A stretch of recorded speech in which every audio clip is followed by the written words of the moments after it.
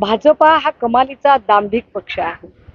धर्म नावाची गोष्ट ही भाजपसाठी श्रद्धेचा आणि आस्थेचा विषय नाही. धर्म नावाची गोष्ट भाजपसाठी राजकीय मार्केटिंग फंडा आहे. पालघर हत्याकांड प्रकरणामध्ये ज्यांनी खरं तर ते मॉब लिंचिंग आणि या मॉब लिंचिंग मध्ये ज्या अजय चौधरी नावाच्या माणसावर प्रमुखतेने ठपका ठेवलेला होता, हा चौधरी नावाचा जो काही माणूस आहे, या माणसासाठी रान पेटवलं भाजपाने आणि त्याच भाजपाने काल चौधरीला प्रवेश दिला. असाच प्रवेश त्यांनी बडगुजरला दिला, असंच मंत्रीपद त्यांनी भुजबळ साहेबांना दिलं.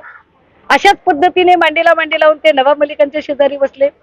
अशाच पद्धतीने त्यांनी यामिनी जाधव किंवा यशवंत जाधव किंवा काय ते सरदेसाई, सरपोतदार, त्याच्यानंतर काय भावना गवळी, अशा सगळ्या लोकांना ते जवळ घेऊन बसले. त्यामुळे भाजपला राजकीय शुचित्व नावाची गोष्ट काही राहिलेली नाही. भाजपकडे कुठलीही शुचिता नाहीये. भाजपकडे कुठलंही इथिकल पॉलिटिक्स नाहीये. भाजप हा कमालीचा दांभिक पक्ष आहे. जर काल टीका झाल्या नसत्या तर भाजपने आज त्याला पदरी पडलं आणि पवित्र झालं असं पवित्र करून घेतलं असतं. कारण देवेंद्रजींचा प्रॉब्लेम आहे की देवेंद्रजी स्वतः नेते घडवू शकत नाहीत आणि पक्षात असणारे नेते त्यांचं नेतृत्व ते मान्य करू शकत नाहीत.